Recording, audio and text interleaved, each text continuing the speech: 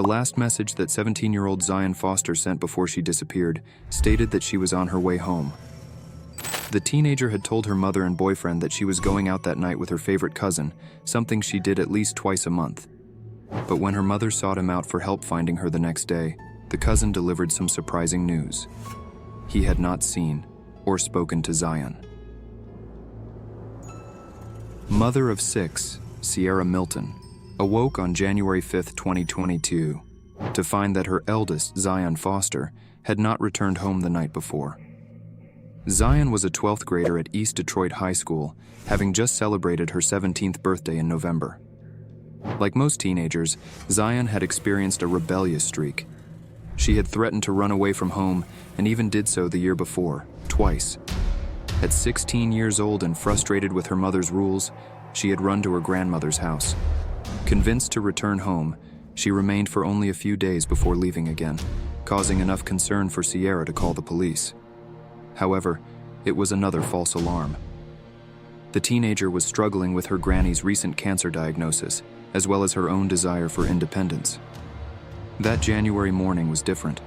Zion had completed her serving shift at the Detroit Wing Company the night before and asked permission to leave the house after returning home from work. The teenager was honest about who she would be spending time with, her favorite cousin, Jaylen Brazier. Under these conditions, Sierra agreed and watched Zion walk out the door shortly before 11 p.m. The next day, the 17-year-old's boyfriend, fellow high schooler Verta Gonzalez, messaged Sierra. Had she heard from Zion? He could no longer reach her. The last text message he received was at 12:59 a.m. It read, OMW, meaning, on my way. But Zion didn't make it home. Calls to her phone went straight to voicemail. Messages sent throughout the night were not being received. Finally, at 8:53 a.m., he wrote to her, "Are you alive?" followed by, "This is the worst thing ever." Adding to the distress over Zion's absence was the response Sierra received from her cousin, Jaylen Brazier. Despite what her daughter had told her, Jaylen responded that he had not been with Zion the night before. He asked Sierra exactly how often Zion claimed she was spending time with him. Once or twice a month, she said. He messaged her back in frustration, saying Zion's lies about him were sneaky and not safe. But why lie about spending time at his house? He suggested she was likely spending time with someone who lived near him. Zion shared location tracking on her phone with boyfriend Verta. This tracking placed her just across the street from Jaylen's home at 11:24 p.m. the night before. Verta, admittedly a bit insecure in their relationship, had taken a screenshot of his girlfriend's location at exactly that time. Jaylen suggested that perhaps Zion was using him as a cover story when she was, in fact, at a neighbor's house. She must know someone else on the street or nearby. Jaylen helpfully suggested that Sierra go to the police, but requested to be kept out of it. Verta was not as easily persuaded. He inundated Jaylen with messages and confronted the 23-year-old with the screenshot from his phone. In response, Jaylen sent back a video of his Ring camera system, saying there were no entries showing Zion at the house. She was never there. East Point police were not inclined to take Sierra's missing persons report with any sense of urgency. Her daughter had a history of being a runaway. According to the distressed mother, officers at the station did not mince words. The person over it said, I'm going to be honest with you. We're taking this as she's a runaway." Receiving little support from law enforcement, Sierra took matters into her own hands with the assistance of family and friends. A search effort for Zion was launched in the following days. They posted flyers, held rallies, and spoke to the media. Officers eventually spoke with Jaylen Brazier, Zion's favorite cousin, who was actually first cousins with her former stepfather. At 23, Jaylen was a father of 2 with a long-term partner, Katrina. While Sierra believed Jaylen and Zion had always been close, Jaylen claimed they hadn't spoken in years. He invited officers to search his house, insisting he hadn't seen Zion since May 2021.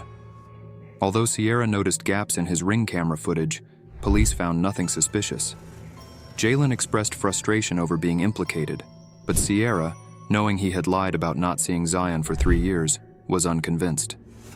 Perhaps the easiest way to verify if Zion had been across the street from her cousin's house, as her location data suggested, was to check the neighbor's doorbell cameras.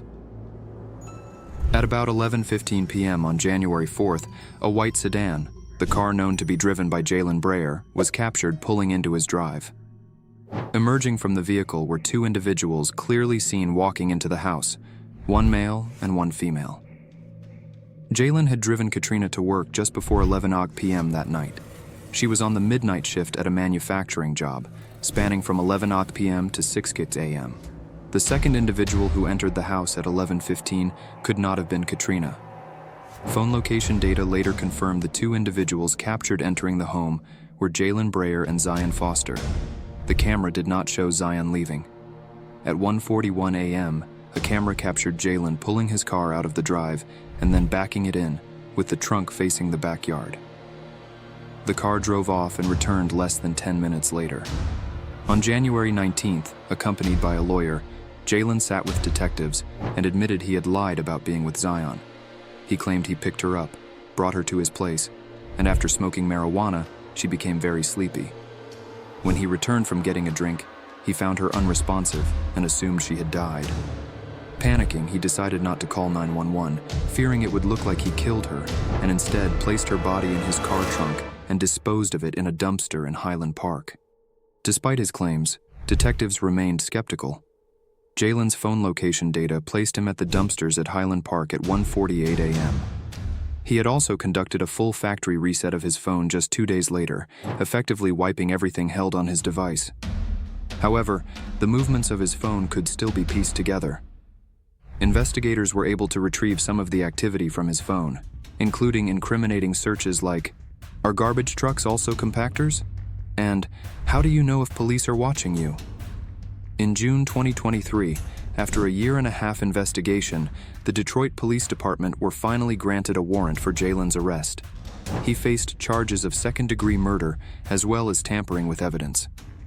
Upon his arrest, investigators found 2 additional cell phones, despite the factory reset he had performed on his device. Jaylen Brazier's trial began in May 2024. The state called 32 witnesses, while the defense called none. Jaylen chose not to testify. The jury found Jaylen Brazier guilty of second-degree murder and tampering with evidence. He was sentenced to 30 to 90 years in prison for the murder and another 5 to 10 years for tampering with evidence, to be served consecutively. Zion Foster's body has never been recovered. Over 70 volunteers and law enforcement searched the landfill for nearly 6 months before finally admitting defeat.